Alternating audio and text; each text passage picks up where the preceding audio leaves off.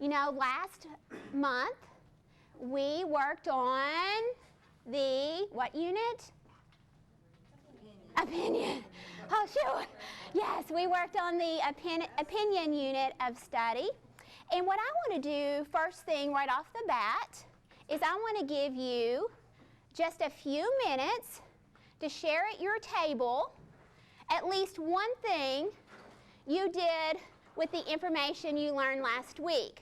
Because it's fun for us to come together and learn, but if it stays with us, it's really not making a difference. So I want you to take just a quick moment to share at your table what you did with your learning from last month, because it may give somebody an idea as to how they can take today's learning back and use it in their building. So let's do that right now. 1 minute. Okay. Hopefully, you did not say to your partner, you know, I did nothing. But if you did, I want you to think today, how can I go back and use this information to help my teachers? Because that's the whole purpose as to why we're here, to learn so that we can go back and help our teachers. The purpose of this morning, and you know I love this right here, is to gain clarity on the narrative unit of study. So if you came here hoping for something else, I'm sorry. That's what we're going to be doing this morning. We're going to be focusing only on the narrative unit of study. My hope is that when you leave here today, you're going to say, I fully understand those standards. Not only at the 3rd grade level, but up and down the spectrum. Additionally,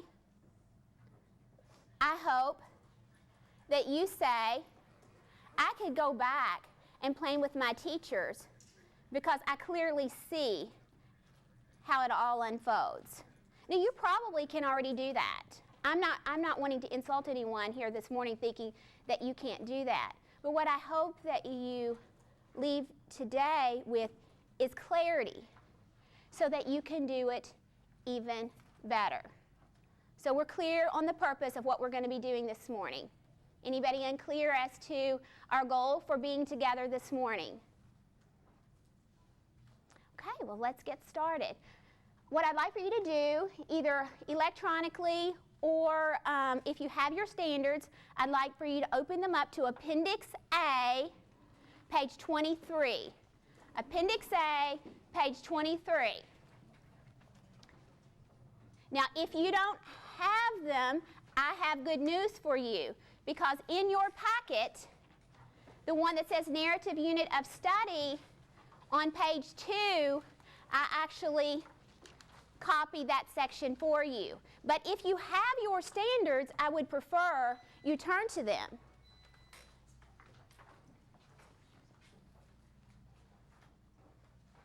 So page 2 in the packet or in your standards. What I'd like for you to do this morning, this is independent. This means I'm going to champ it out. That means there's going to be no talking, no movement, just reading. I want you to read the narrative section on page 23, that one paragraph. I just want you to read the first paragraph, and I want you to highlight anything that you think is important. Highlight anything you think is important. Okay, even if you're not finished, let's chat because we have a lot to get through today.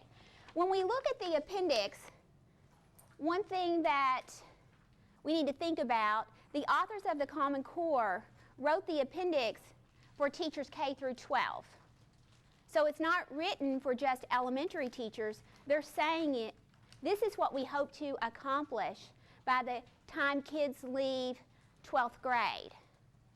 So you need to take that into context. But let's look at it, and I made bullet points for you just so that you wouldn't have to take notes. But this is what I would want a teacher to take away from Appendix A. And it's important to start there so we know what's our end goal. What is the end goal? So, points to think about. Narrative writing conveys an experience. It's a story. And I have to tell you all right now, my 5th grade daughter, and I know y'all get sick and tired of hearing Annabeth's story, but she's my student. So I get to practice everything on her. And Monday night I came in, I was really, really tired from board meeting. And I picked her up at my mother-in-law's house. And on the way out to the car, she was telling me about a project she had that was due this coming Monday. And then she was telling me that she had to write a comic strip. And so I said, okay. And she said, it's supposed to be about a story. And I said, oh, so you have to write a narrative. She said, no, Mom, a comic strip. I said, a narrative. And she said, no, Mom, a narrative is when it's something that happened to you. What did that tell me right there? She doesn't understand what a narrative is. That's something you can go back in your building and you can check today. Do my kids, a quick conversation, know what a narrative is? Do they think it's just a personal narrative? A narrative can be real or imaginary, and it conveys an experience. It's a story. It's telling a story. The second point, it uses time as its deep structure. That's another point that I really had not thought about until I really started studying the Common Core standards. There is a defined time frame. That means there's a point where it starts and a point where it ends. Let's think of a biography.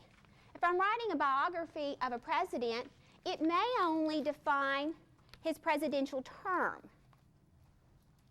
Or it could be a biography of the entire life. But as you look at what it says, is once it starts, if it starts with just the presidential years, we don't then go back and pick up the early years. It's always sequential. There's a definite beginning, middle, and end. The other thing about a narrative, we usually think about a narrative is it's to entertain. That's the purpose of a narrative. Most of us read narratives now for entertainment. But if you think about it, a narrative can be used to inform, instruct, persuade, or entertain.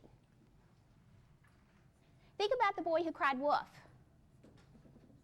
I'm not sure if that's a folktale or fable. Joni could probably tell us. But we usually use that story to instruct kids, right? To teach them about the harmful effects of lying. That's a narrative. But when I tell that story, yes, it's a story, I'm using it to instruct or inform. Kids need to know there are many different purposes for a narrative. A narrative, when we think about it, unlike my daughter Annabeth, do we know that that encompasses folktales, fables, any type of story, personal narratives, biography, autobiography, myths, plays, fairy tales, and that's not even an all-inclusive list.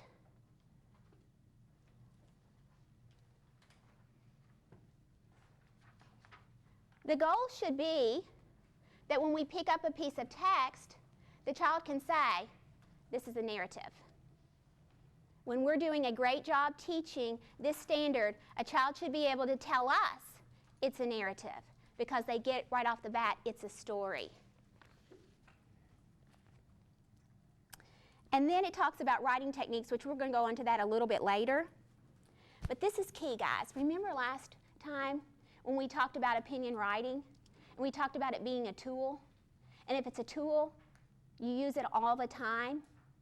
You don't just use it in English language arts. Opinion's not just something we're going to do twice a year in English language arts. That's a tool we're going to use all the time. The same is true with narrative. Look, it tells us right in the appendix. It's written down. It says they should be taking place in social studies.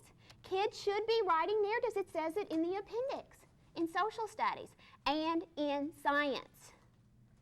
That's why we're going to teach it in English language arts, but they're going to use it across the curriculum. We're going to demonstrate that a little bit today.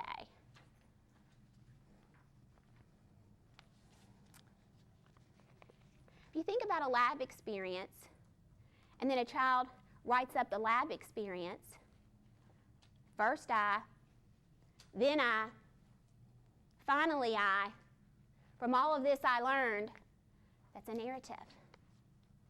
That's a narrative. So, as we think about this, one thing we need to make sure our teachers know is that narrative is a tool and is expected to be used across the curriculum. And like I said, we'll talk a little bit more about that as we go through today. All of that from the appendix. If you don't read the appendix and you just skip over it, all that we've just talked about, it's not in the standards. So, on this handy-dandy little sheet, I pulled these things out for you so that if you want to have this conversation with your teachers, you can have them read the appendix, and then you can talk about what are the important points that we want to pull that's really going to inform our instruction. Make sense? Okay.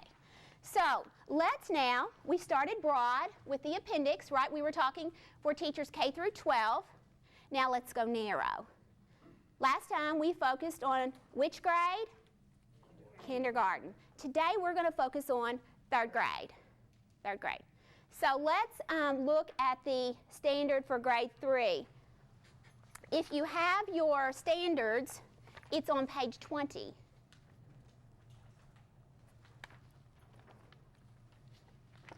If not, I have it on page 2. I came prepared today. I wanted everybody to have those standards. Let's look at it. It says,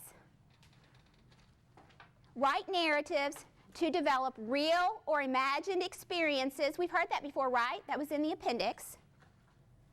Using effective technique, descriptive details, and clear event sequences. That's what it told us in the appendix. Now it's telling us by third grade, they should already be able to do that. Okay. And let's look at the standards. Go down through there and look at it. A, B, C, and D. Read them to yourself. A, B, C, and D. Read them to yourself.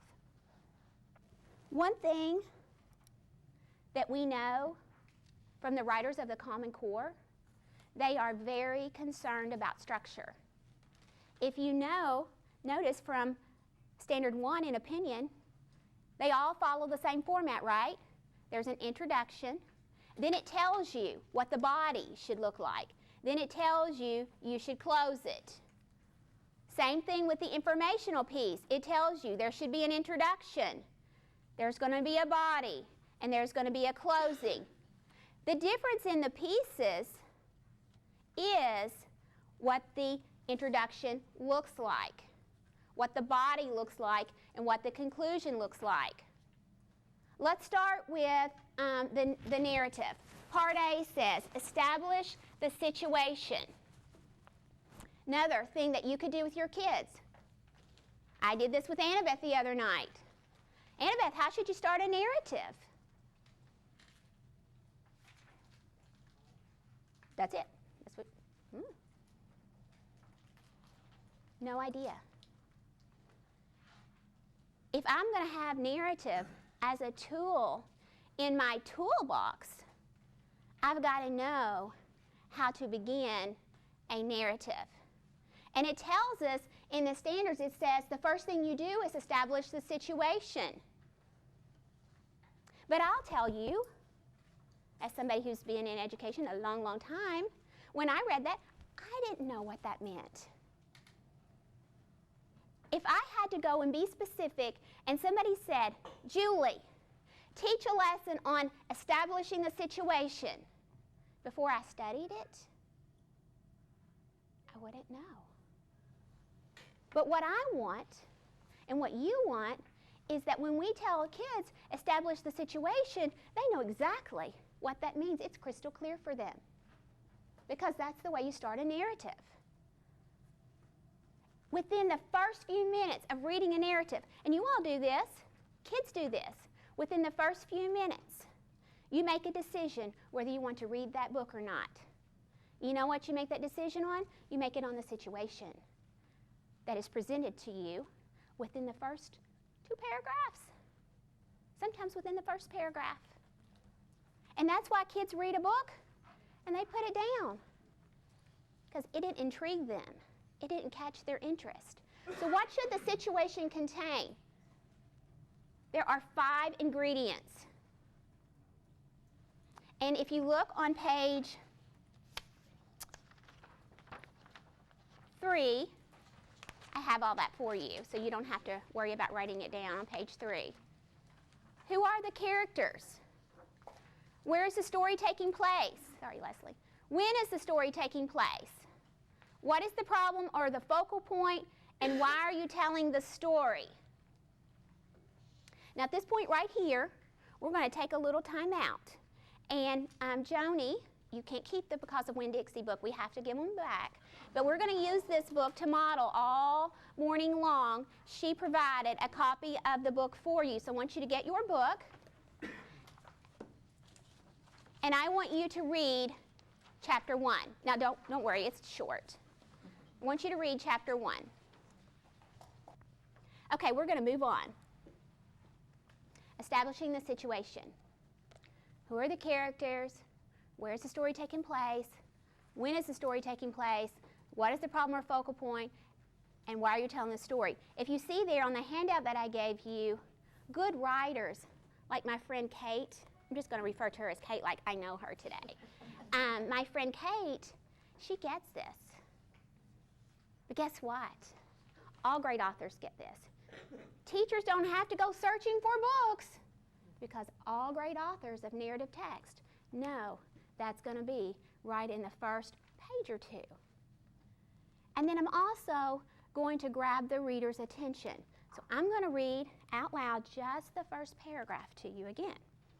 My name is India Opal Baloney, and last summer my daddy, the preacher, sent me to the store for a box of macaroni and cheese, some white rice, and 2 tomatoes, and I came back with a dog. This is what happened.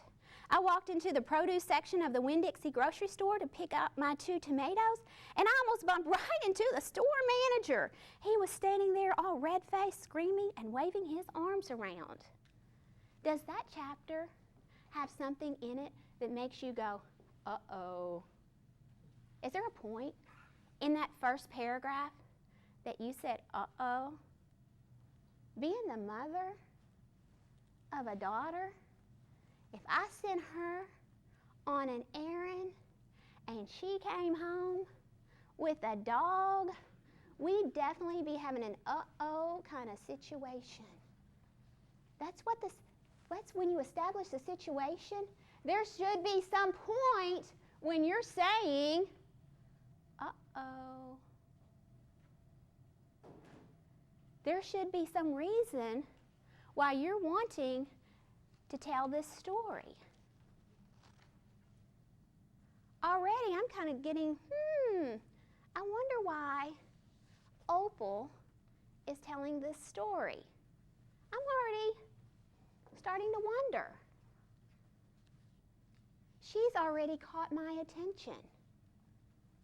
That's what good writers do. My friend Kate, she knows that. That's why she didn't waste any time. She wanted to make sure I was hooked in this book within the first 30 seconds. Because, that's how she's making a living.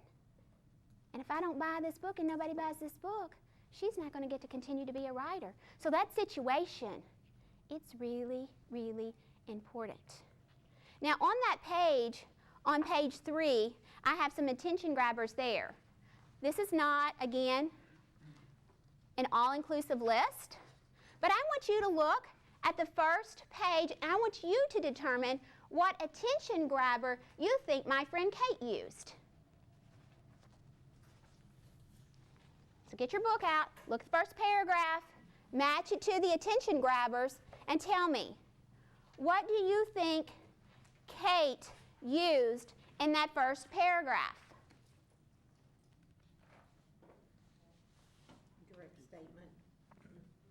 Lynn says direct statement. I agree with her. Look how she starts out. She gets right to the chase, doesn't she? My name is India Opal Baloney, and last summer she goes right into it. Yes, yes. Look what she's doing. Is she telling you who are the characters? Do you know that within the first paragraph?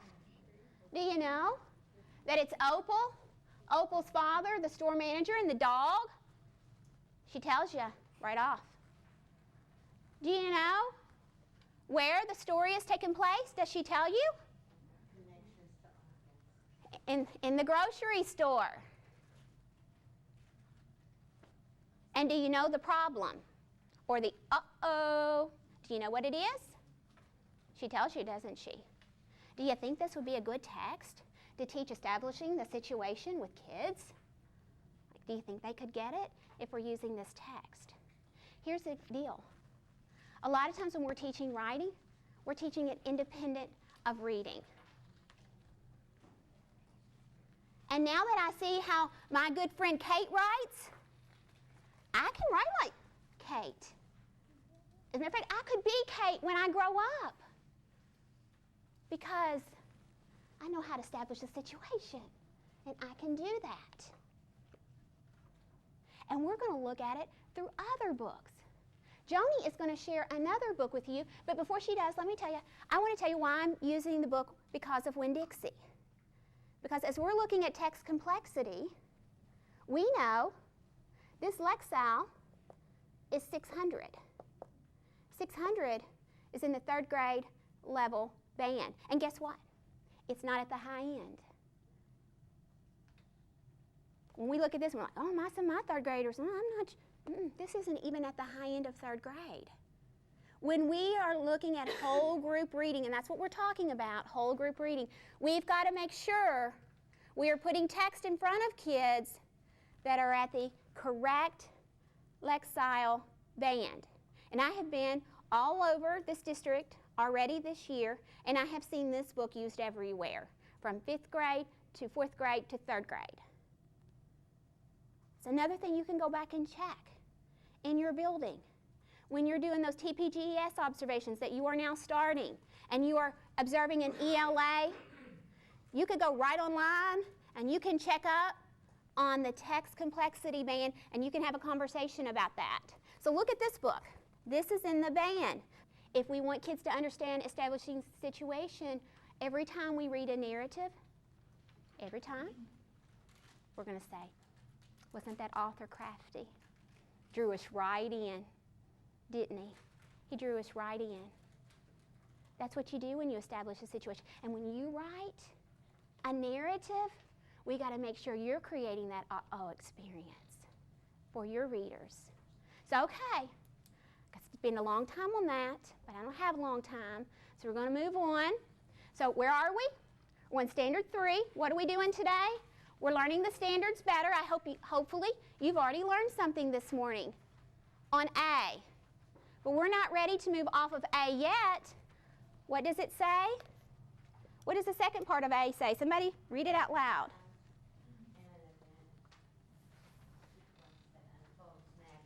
Okay, we're going to look for an event sequence that unfolds naturally.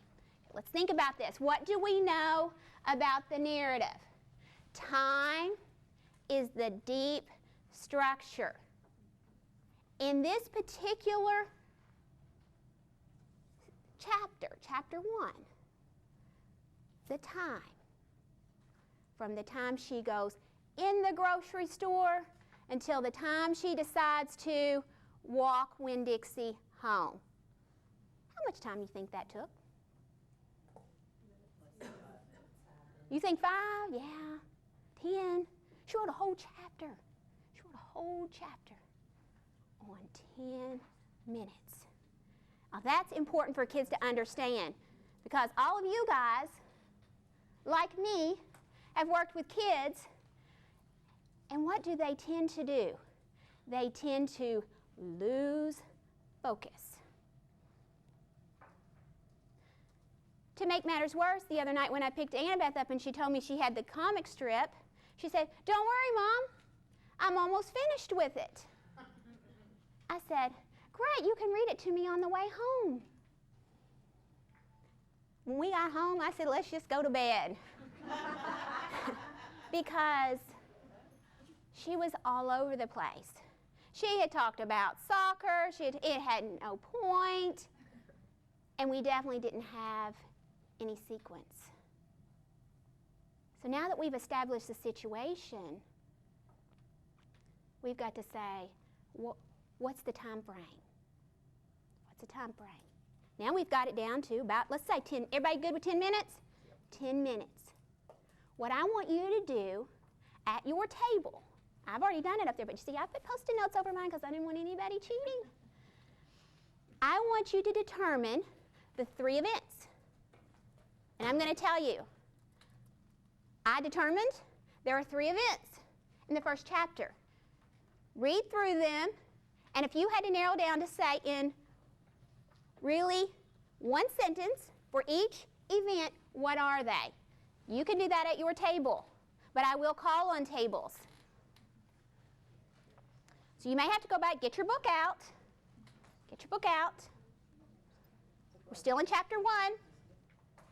It's time to see how you did for the unveiling. Adam, Yes, ma'am. give us your group's 3 events. The trip to the grocery store to buy groceries first event. Let's see how he did. I had the same one. Opal encounters a dog in the grocery store. If you had that, give me a thumbs up. Okay. It's not real hard, is it? Right. We can do 3rd grade work. Yeah! Okay. Number 2. Number 2, the dog is going crazy, making a mess in the grocery store. That's okay. Is his wrong? No, his is okay. His is okay. I had Opal claims the dog. If you agree with me, give me a thumbs up. Oh, yes. How many of you had something else? Okay. Share with me. What did you all have, Lisa? We said that Opal saw the scene that was going on in the store with the dog and the manager. Okay. You all had that? Okay. That's okay. You know, yeah, that's okay. It's okay. And then the 3rd one, Adam. She takes the dog home. Opal checks out the dog and decides to take him home. Now, boys and girls, I'm going to tell you a story today. Here's the story. A girl named Opal saw a dog in the grocery store. She claimed the dog, and she took him home. The end. Is that very good? What's missing? The details. Okay, let's go to B. Let's go to B. Let's see what B says. Somebody read B out loud for me in the standards. Use dialogue and descriptions of actions, thoughts, and feelings to develop experiences and events or show the responsive character to the situation. Oh, now we're going to make these events come to life. See, my friend Kate, she knows how to do that really well. She's really good at it. And you can be too when you write. But let me tell you something, and this is the truth for me. Nobody ever taught me to write like this. It's always been a puzzle to me, like, can you figure it out? And some people can. They get it. I'm not a great writer. If my teacher had taught me to write like this, I've got average intelligence. I could have figured it out. I think every kid can figure it out. Let me say that again. I think every kid can learn to write if we teach them like this. Because I'm going to explicitly teach them what they need to know, and then I'm going to let them practice it. And I'm not going to say, write a narrative today. Good luck with that. But that's what we do to kids. That's what we did to Annabeth. Write a comic. Make a story. Good luck with that. And I'm the one at home having a nightmare over it. But a lot of our kids don't have a mom at home to have nightmare over it. So if we don't do it in the classroom, it doesn't happen. Guys, if we want our kids to achieve, I am begging you to take this back and share it with your teachers. Because our teachers can get this. It's not hard. And once they get clarity, they can become competent. And once they get competent, our kids can be proficient. That's what it takes. That's what it takes. So, let me phrase this for you. A lot of people teach dialogue. I see it all the time. But we teach it out of context. We're going to teach kids how to write dialogue today. And they can do it, and they can put their quotation marks in the right place. But when they get into the story and they're writing, they don't know how to use dialogue because we've taught it out of context. There is one place that you are going to use dialogue. One place. And it is when you're trying to make an event come to life. You're not even going to think about dialogue until you have your events on the timeline. We're not even going to think about it. That's when I'm going to teach dialogue. When I'm in the context of trying to tell you how to bring an event to life, I'm going to tell you. There are basically two ways you can do that. You can bring it to life through dialogue, or you can bring it to life through description so that I can see it in my mind. So, let me illustrate this again using Annabeth. She plays soccer. And I desperately want her to improve her foot skills. So we get out in the yard and we call them moves. Like, we're going to practice a move. Let's do a move. And she can do a move. We get in the game. She's never yet, one time this year, done a move. We talk about it every game. We're going to the game. And I say, let's do a move. Let's do a move. We come home. You know why? She doesn't know how to use it in the game. She doesn't know how to use it in the game. Because she never practiced it in the game. Something we do outside the game. We can't have dialogue and description as something we're doing on the side. We have to put it and teach it in the context of when we're writing a narrative so that they know when to use it in their writing. So let's see how Kate did that. Let's take any event. You can do 1, 2, or 3 now that we know what they are. And let's see how she used dialogue to really illustrate and give us description about the character. And let's see how she used description to help us really visualize that event. Go to your text and show me. Tell me. Everybody find one example of dialogue and one example of description and how she really exploded that event. What the standard says is this: use dialogue to show the response of characters to situations. That's what the standard says. What Greg just read, did that do that? Right on it, right, Greg? Right on that standard.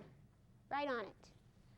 And then it says, uses descriptions of actions, thoughts, and feelings to even further develop the event. Somebody have an example that they would be willing to read out loud of a description? Michael. It's on the second paragraph, page 8, and I think this is going to lead to the relationship later on. His tongue was hanging out and he was wagging his tail. He skidded to a stop and smiled right at me. I never before in my life seen a dog smile, but it was what he did. He pulled back his lips and showed me all his teeth. Then he wagged his tail so hard they knocked the smoke, some oranges off the display. And they went rolling everywhere, mixing in with the tomatoes and onions and green peppers. Wow. Isn't that descriptive? She didn't just say he was making a mess in the store. She showed us how he was making a mess in the store, right? Wasn't that a lot better than just saying he was making a mess in the store? I think what at our table, we talked about this orange bubble underneath stuff Oh, I'm so too. glad, we're gonna come back to Oh. that, so hold that thought. Hold that thought. So step 3 is developing the events. And I'll tell you, actually, I had Greg's bubble in there too. And let's talk about these charts for a minute. Every time I go in a classroom, guess what I do? I start scoping out the space on the wall. Because once I've taught this, I want this to stay up. And guys, I will tell you, the first 2 weeks, and you're going to see this when I would teach, if I was going to teach this, I would stay with this chapter 1. You know why?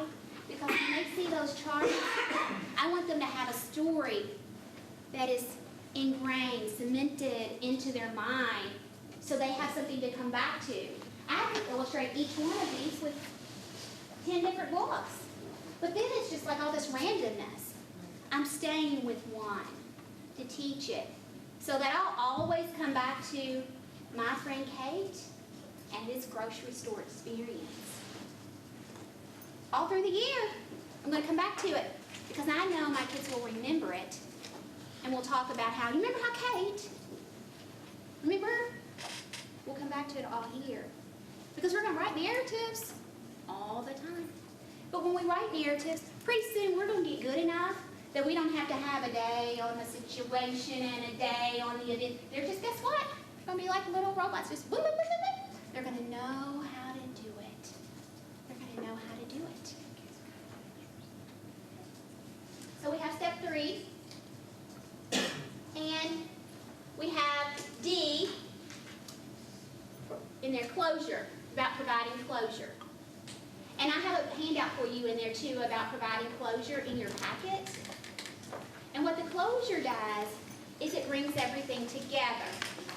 What we are reading here is a chapter book. So the author here has to close the chapter, but she's not closing the book.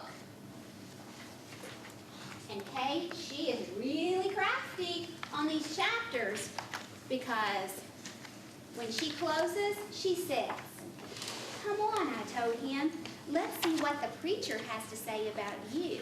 And the two of us, me and Winn-Dixie, started walking home. I don't know about you.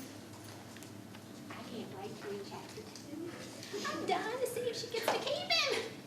Are you dying to see if she gets to keep him? She closes the chapter because she's crafty, and she knows if people are going to continue reading this book, she's got to leave you hanging. Right?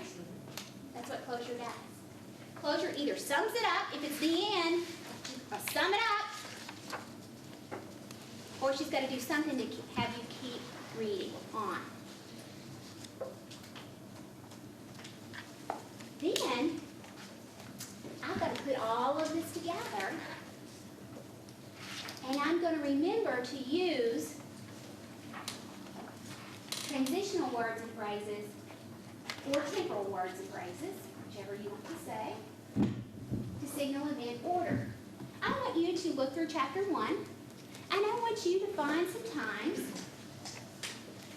that Kate used transitional words and phrases to move the story along. Page 8 to start both paragraphs. Let's look there. At first, I didn't see a dog, Mm-hmm. and then the dog came running around the corner. Mm-hmm. Exactly right. And there are lots of them in here. Those are real important. It doesn't show up in the 3rd grade standard, but when you go to 5th grade, there's a new element that's added to the narrative standard, and it's called pacing. And we use these phrases and temporal words to be able to move the story, so that we don't just talk about the grocery store experience forever. So they're very, very important. They help a writer pace the story. And that's what you want to talk to kids about. You can use these words, and it can help you move the story. For instance, on page 11, she didn't go through all the walking the dog outside and people talking. She just said, once we were safe outside. She moved that story. Boom, she went from inside to outside just that quickly. How'd she do it? She used a transitional phrase. She used a transitional phrase. That's really important in 5th grade because kids are going to be learning to use those phrases to pace their writing. Okay. Now, I use this text to teach this story. In your packet at the end, you have a copy of this graphic organizer. I want you to pull that out right now.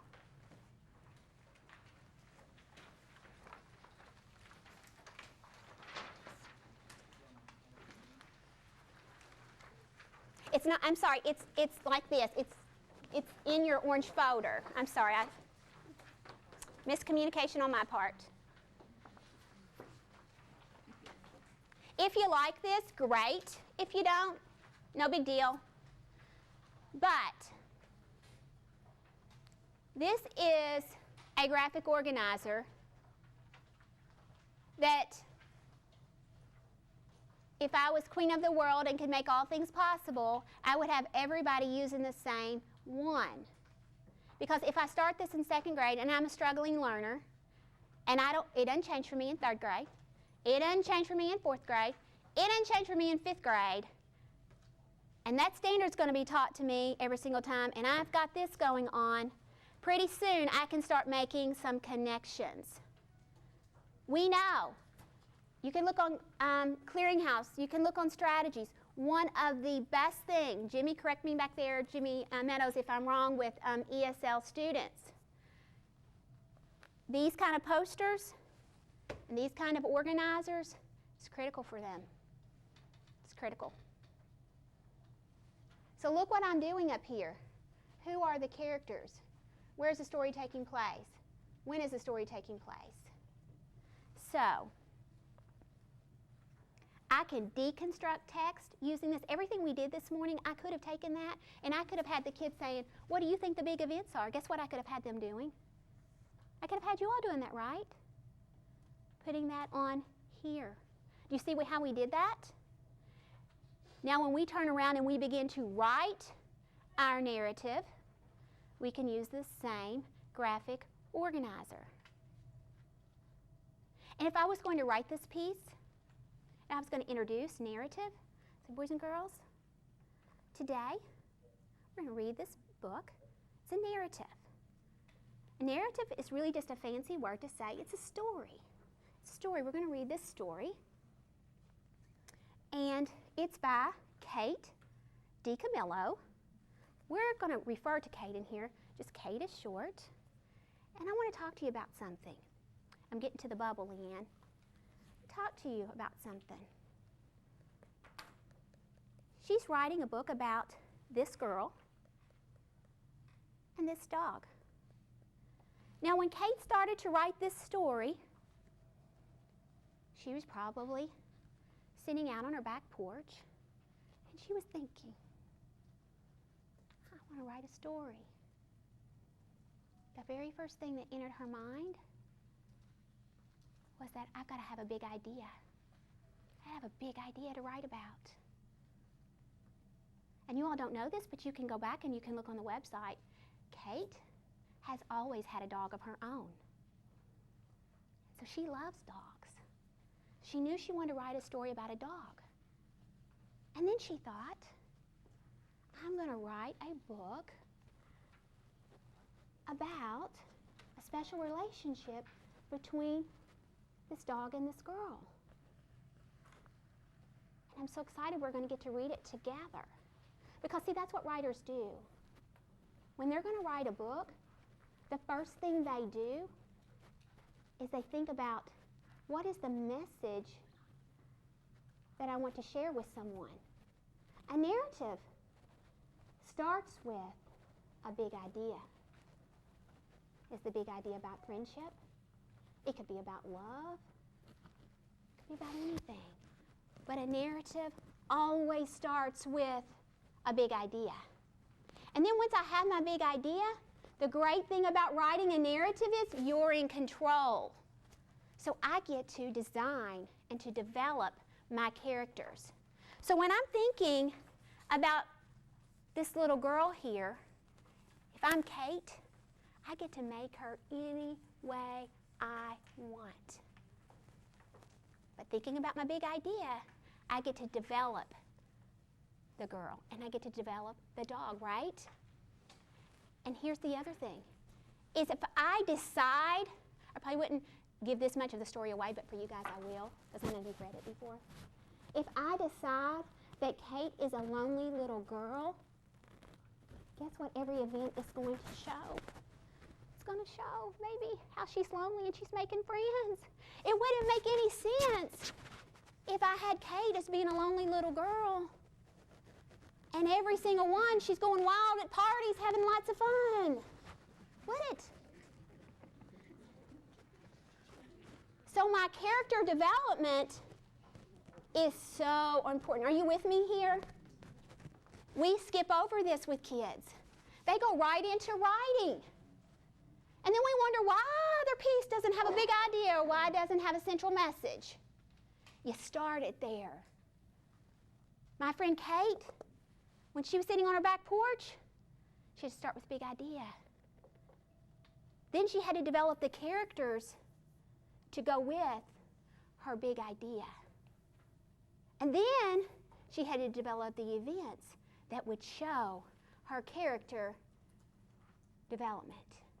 Right? Right? That's the way we write a narrative. Kids won't ever, they will never, never, even your brightest, just come up with, we have to teach them that. And they may get it in reading, but when they're writing, they for sure don't. Thank you, Kim.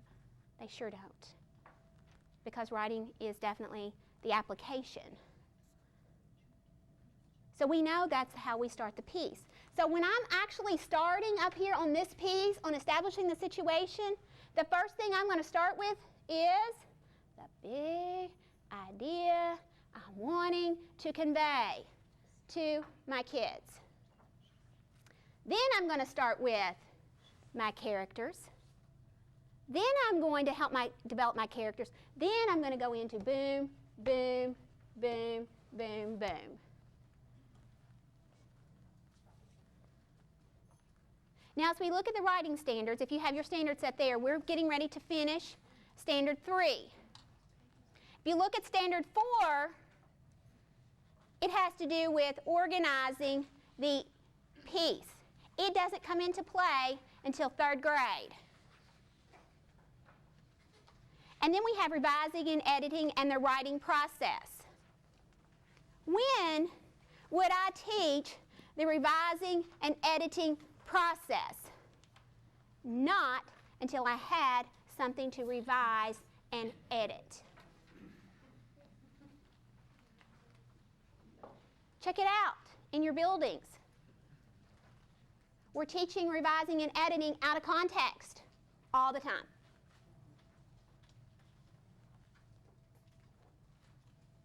That feedback that I give to Heather, and then she gets to go back and revise it, makes sense to her. It's my feedback on the standard she's going to revise. We don't just revise. I'm teaching her toward the standard, and she's revising. Heather, I don't quite get the uh-oh there. I see you've got the characters. Tell me about I don't see that there. Let's work on that. How could we better say that? And you're questioning them so that they can get there. That's the revising and the editing. That's the conferencing. So, let's take about seriously, like when I say 5 minutes, I really mean it this time. 5-minute break so you can kind of absorb what I just shared with you, and then we're going to come back and we're going to move to the complementary reading standards. Okay, page 5 and 6. We are actually going to skip this just because we're running short on time, but you have a student piece in here. It is a 3rd grade piece. It actually came from the appendix. It is an exemplar that is in the appendix. And what I hope that you will do, this would be excellent for you to use with your teachers if you go through the standards, then you can see it here.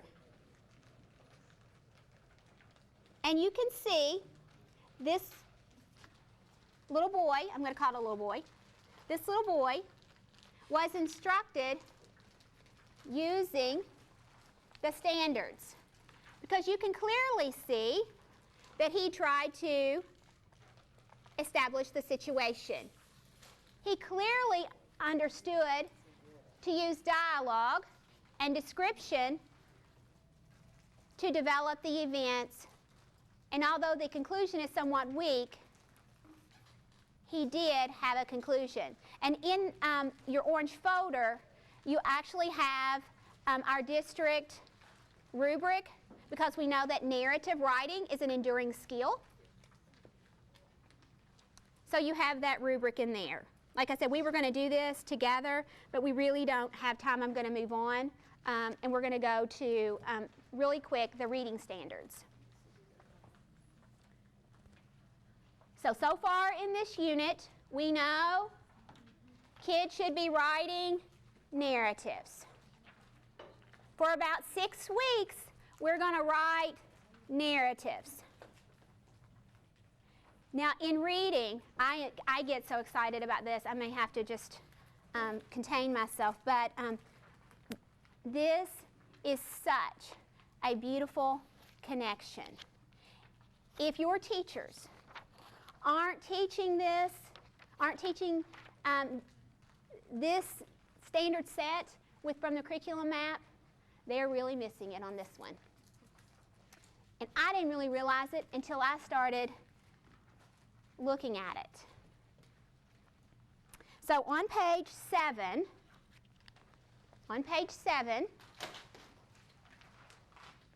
we're going to look at the standard of recounting. And we tend to get so off track on this standard. The standard says to, and it's 3.2. 3.2 in literary, so if you want to look at it. Probably be good if you have it so that you can look at it. But the standard says to recount stories. That's really, they should have just stopped there. Just recount stories. Including fables, folktales, and myths. I will tell you, and principals, you know it because I've been with you. We have teachers that have a misconception here. And it's understandable, very understandable. They're teaching myth to death. That's not what the standard's saying. It's saying recount the story. Emphasis on recount. Now we need to recount all kinds of things, including myths, fables, folktales. But we don't need for a child to be able to regurgitate and tell me everything that a fable does. When I'm teaching fable, I'm going to say, this is a special kind of story that teaches a message. And I'm going to go into that. But at the end of the day, that's not the college and career readiness skill. Remember last month we said no one yet has walked up to me on the street and asked me, can you tell me what a fable is? But they may ask me to recount an event. Matter of fact, that happens to me every day. How about you? How many times do you go down to a teacher's room? What happened? They have to recount the event. It is a life story. It is a life skill. I'm sorry, it is a life skill. So in the standard, K through 2, it says retell. In 3rd grade, it goes to recount. I'm not going to go through and take up our time and go through the difference, but I did find the best source that I could find to be able to tell what is the difference between retell and recount. Big idea when we get to 3rd grade, it's oral and written. And look at the part in red. I even put it in red because I didn't want you to miss it. Look at what it says. The first thing you should do when you're recounting is set the scene. Woo-hoo! Set the scene, establish the situation. Put it in order. Put the events in order. Are you seeing the connection? Okay. Big idea. When you recount an event, you are narrating a story. It's the same thing. It's the same thing. Kids need to know that. That's what my friend Kate did when she had this story in her mind and she was sitting on the back porch. She had to recount it. She had to take it from her mind to the paper. So it's really one skill for kids. And that is in our curriculum map, that we're going to be recounting stories. In your packet, I gave you an example. It is on page 28, I believe. I recounted chapter 1 of Because of Winn-Dixie, just so you would have a model and an example. Now, I'm not going to read you the story. I'm going to recount it for you. But when I recount it, I have to determine who the characters are. I'm going through the same thing. Then I'm going through the events, and I'm closing it. But when I close it, if I can tell you a big idea behind it, I will do that. Because when I'm recounting, I'm telling you that my friend Kate, she's got a beautiful story out here. And it illustrates a girl's love for her dog. I'm going to go ahead and tell you that big idea if I know it. That's in the recounting. That can come at the beginning, or that can come in the closing. But there is a recipe, there is a formula for recounting. And if you ask students to recount, they should be able to tell you how to recount. They should be able to have an organizer to use to recount. Now, what we do a lot of times is we give kids about 50 organizers. This recount, I'm going to use this. It's all one. When we're in narrative, this is our tool. This is our tool. Okay? Let's go on to the next standard, the next enduring standard. Because remember, we're in the Content Academy and we're gaining clarity on the standards. That's what we're doing right now. So the next big standard that is an enduring standard is standard 3. And that is character development. Let's read it. Describe characters in a story. It's page 8. Describe characters in a story, their traits, motivations, or feelings, and explain how their actions contribute to the sequence of the story. So remember earlier, Leanne, when I was telling you that my friend Kate was dreaming of her story and she was thinking of her character? What kids are seeing then in this standard is how the loneliness connects to the event. It's the character's trait, motivations, and feelings that are moving the story. In the Three Little Pigs, it's the wolf's greediness that is moving that story, and that's why he keeps going to the next house and to the next house. If the wolf was nice, there would be no story.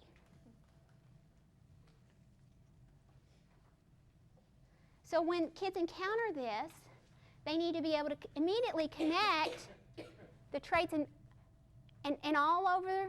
We teach this. We teach character traits.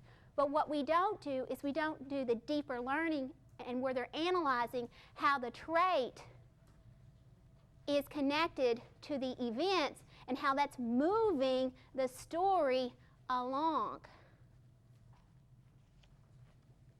So we need to make sure that our kids know that, because it's not only important for them to understand and comprehend the text, it's also very important for them to be able to develop their characters when they are writing.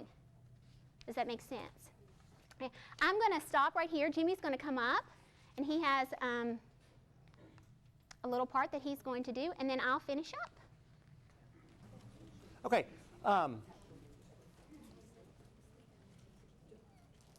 First of all, thank you again to Julie. I know she's worked mega hard on this, and we've spent a lot of time.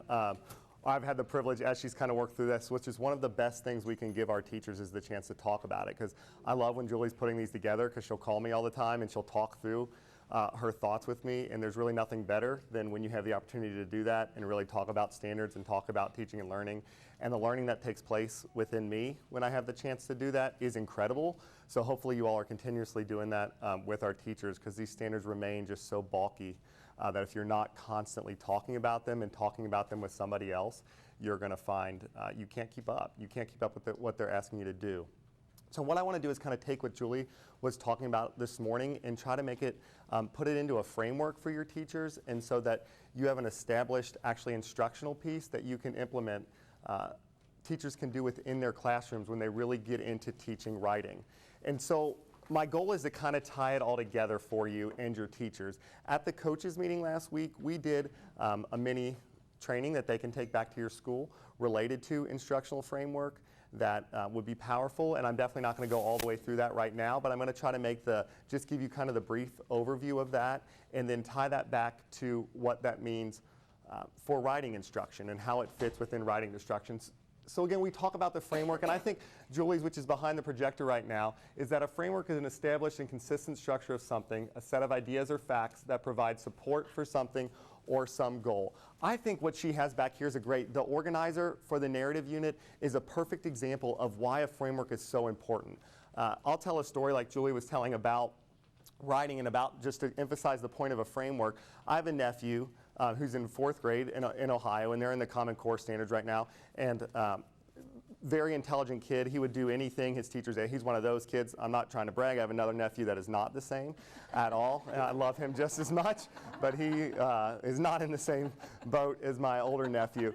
But my nephew is in 4th grade. He will do whatever's asked of him and does it at a high level. He came home with a narrative piece, and my sister's like, "Oh, look at Hunter's narrative piece." And I was like, "Okay, it's great." And Julie and I have been talking about this for 2 or 3 weeks. She's like, "I'd love to. This is going to be awesome."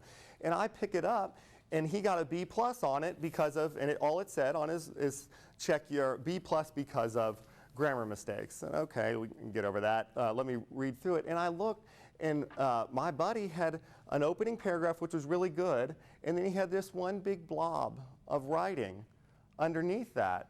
And it was kind of a neat story. I mean, I took him to Great Wolf Lodge, so that's what it was about. It was kind of cool. I was in it. I was like, that's nice. But it wasn't a B paper at all. I was like, in my mind, I was like, that's like a D. I was like, this is terrible. There is no framework to this. There's no structure to this. You told one big blob of a story after a pretty good opening. This isn't at all what a narrative, and he's in 4th grade, and we know what we're asking 3rd graders to do. Now, just like Julie said, he would have done it. If his teacher would have shown him a framework, he'd have done the framework too. That's the kind of kid he is. He's going to do exactly what you tell him to do. And he's going to do it well, because he's gifted, so he's a very intelligent kid. But he was never told that. So what's he turn in is this big blob, and he gets a B+. Now, I'm not angry at his teacher. I understand. But what his teacher is missing is a framework for her to teach the narrative in, or to teach writing in.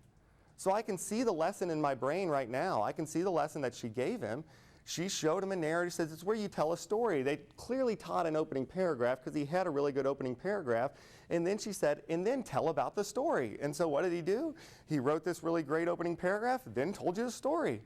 It was terrible.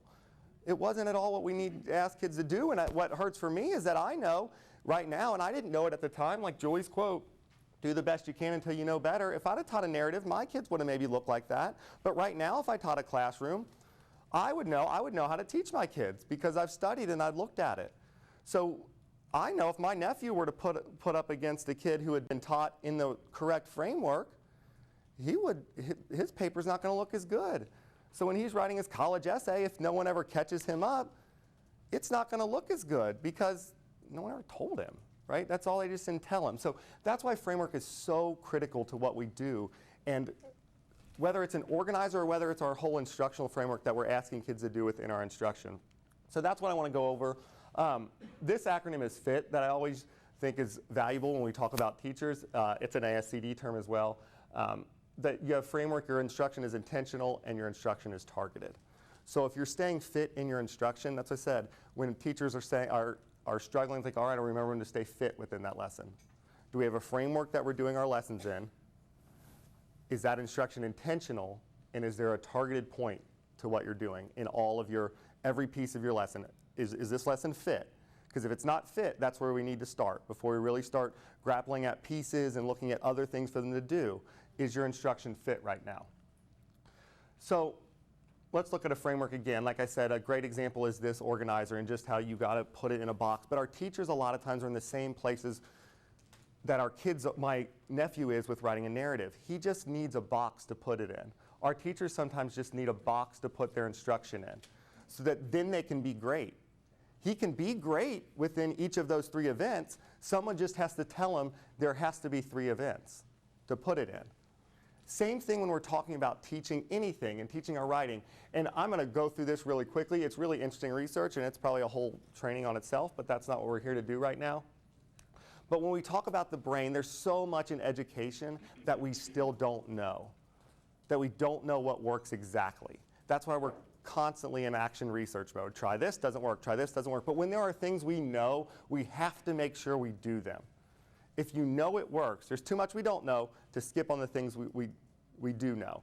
And so when you look at the brain and we talk about safety within your classroom, and a real quick lesson on the brain and how kids' brains learn, and most of you know this, the amygdala is a little thing, it's in the middle of your brain, looks like 2 little pairs that sit side by side, and it basically controls what type of hormones are going to get sent off, and so it's constantly looking for, it's your fight or flight, right? So it's deciding what's going on in situations.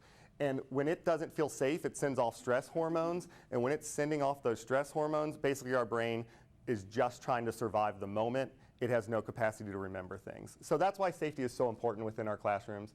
And again, I'm going to go through this because I want to get to this one. Information processing. So if you look at safety and what your brain is craving inside of learning, when it's ready to learn something, is it wants these 2 bottom ones are the most important for what we're talking about today. The brain becomes more focused in the face of novel stimuli, and the brain craves predictability. Those at times seem to go against themselves. So the brain wants something new, but it wants something it knows. Right? That seems confusing, well, I can't let them both. Which ones does it want? Does it want what it knows, or does it want something new? It wants them both. Okay, so when we talk about an instructional framework, that's why that's so important. Whether we're talking about like what Grant gave us last year with the high yield lesson when he talked about math, that's just a framework that you change the pieces in so that kids know when I come into class, it's going to look like this each day. It's going to exist within this box. My narrative is going to exist